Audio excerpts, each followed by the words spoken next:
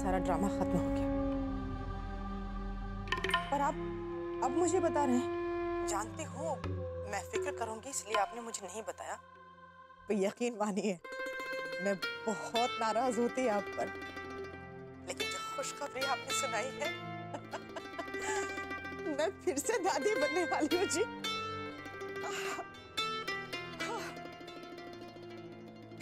भगवान ने मेरी प्रार्थना सुन ली। मैं ना अपने घर लौटने के लिए तड़प रही हूँ। पता नहीं कमबख्त डॉक्टर कब मुझे छुट्टी देंगे। डॉक्टर से बात हो गई है मेरी, 15 से 20 दिन में वापस आ सकती हो तुम। क्या 15-20 दिन और यहाँ रहना पड़ेगा मुझे? सुनिए जी ना, मुझे यहाँ से जल्दी छुट्टी दिलवा दीजिए ना। आरती बहू को देखने का बड़ा मन कर रहा है।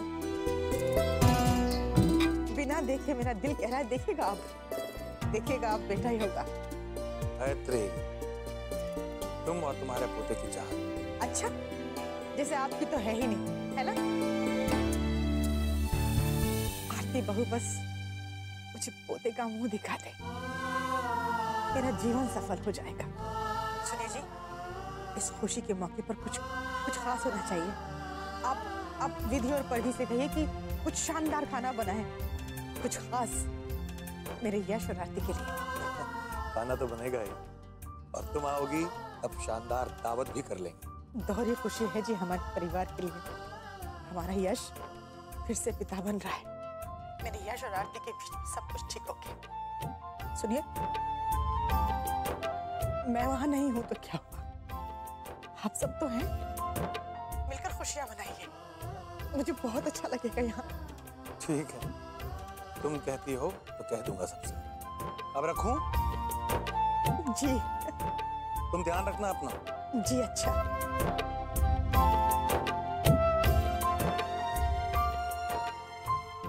विधि बहू। जी बाबूजी। तुम्हारी सास का ऑर्डर है कि आज रात का खाना खास होना चाहिए, आरती बहू और यश के लिए। जी बाबूजी, मम्मी जी का हुक्म है, कैसे टाल सकती हूँ? जैसा वो चाहती हैं बिल्कुल वैसे ही होगा। चलो परिधि, स्पेशल डिनर की तैयारी करते हैं। भाभी,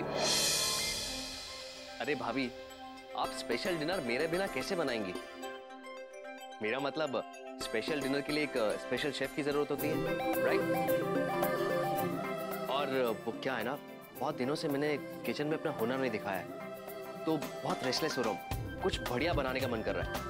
तो आज की डिनर की जिम्मेदारी मेरी।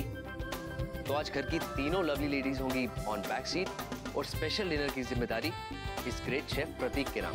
वाह वाह, क्या बात है प्रतीक भैया। Thank you thank you thank you. Welcome भाभी।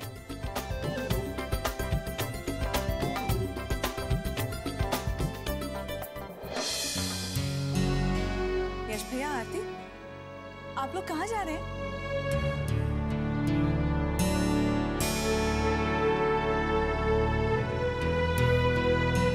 अब मुझे पता भाभी।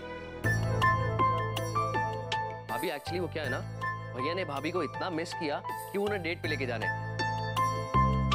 क्या बात है भैया।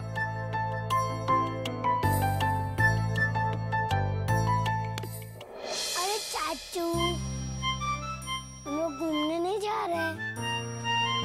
बड़े पापा के पैरों में चोट लगी है ना, इसलिए हम लोग उनको देखने जा रहे हैं।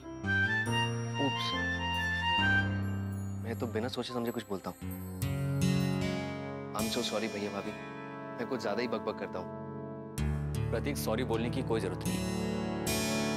अब तुम्हारी बकबक से तो घर में रौनक बनी रहती है, बकबक करते रहो।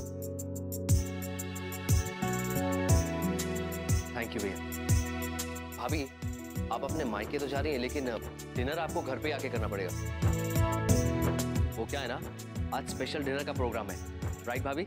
और ये स्पेशल डिनर का प्लान मम्मी जी के ऑर्डर से रखा गया, तो इसके कैंसिल होने का तो कोई चांस ही नहीं है। नहीं भाभी, आप बिल्कुल भी फिक्र मत कीजिए। हम बस यूं गए और यूं आ गए। अच्छा, अंकल और आंटी जी को हम सबकी तरफ से प्रणाम कहना। जी। तो अब चले स्पेशल शेफ स्पेशल डिनर की तैयारी जो करनी है। राइट भाभी, चलिए। बाय भैया। अंश, आप अभी भी यहीं खड़े हो? जाके देख कर आओ कि पायल पलक तैयार हुए कि नहीं। जाओ जाओ जाओ जाओ। ओके।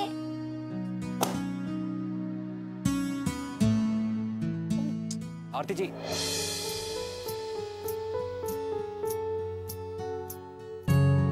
क्या कर रही हैं आप? आपको थोड़ी देर पहले ही मैंने कहा था ना कि आपको अपना और आने वाले बच्चे का ख्याल रखना होगा। आरती जी, अब आप हॉकी स्टिक उठाकर चोर के पीछे भागने वाली पहली वाली आरती जी नहीं रही।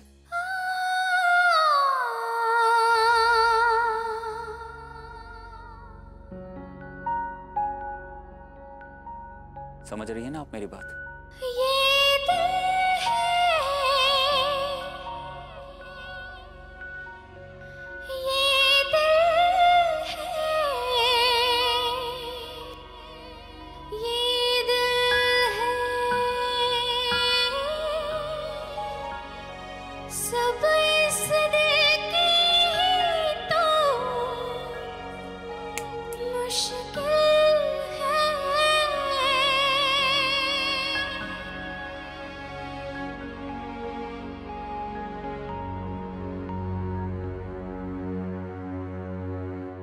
पायल पलक, आप तो तैयार हुए कि नहीं?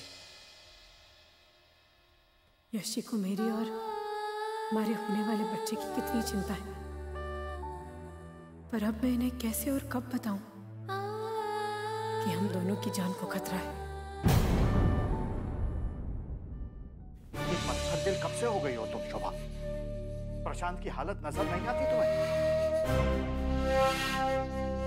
मुझको शोभा, मैं जानता हूं तुम्हें आरती की फिक्र है, लेकिन हमने अपनी तरफ से आरती के प्रति सारी जिम्मेदारी निभा दी है।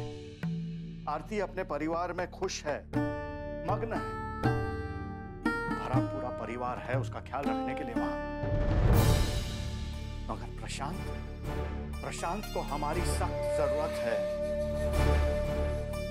और मैंने तय कर लिया है कि अब हमारा बेटा दर दर की ठोकरें नहीं खाएगा। प्रशांत यहाँ हमारे साथ इसी घर में रहेगा। ठीक है, अगर आपने तय कर लिया है कि आप अपने बेटे के साथ इस घर में रहेंगे, तो रहिए आप अपने बेटे के साथ, लेकिन मैं इस घर में नहीं रहूंगी। चली जाऊंगी यहाँ से।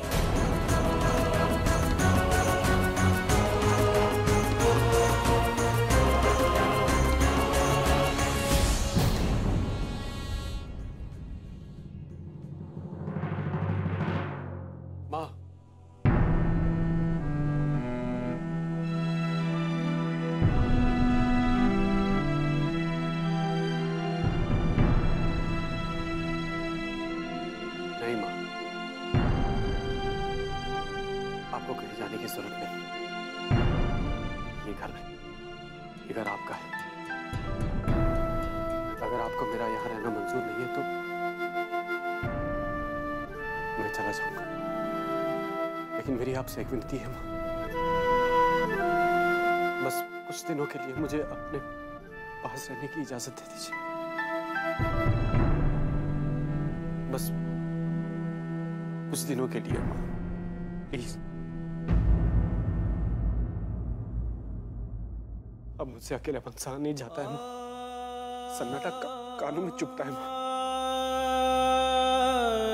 दम घुटता है मेरा दम घुटता है, प्लीज।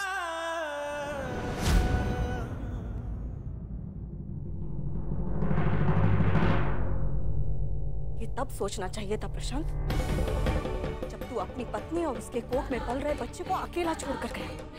तेरे हिस्से में तो अकेलापन आना ही था प्रशांत। करने का फल इसी जन्म में भुगतना पड़ता है प्रशांत। स्वर्ग कुछ नहीं, सब यही। भगवान की लाठी भी यहीं पे पड़ती है और इंसान को सारे जवाब भी यहीं देने पड़ते हैं। बस भी करो शोभा।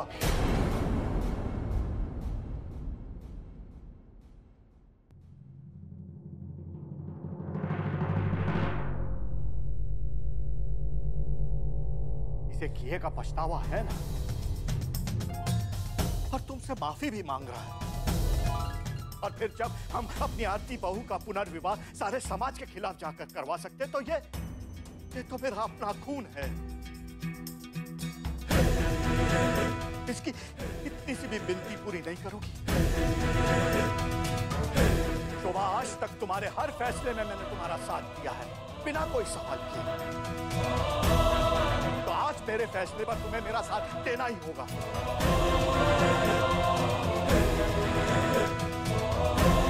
प्रशांत इसी घर में रहेगा।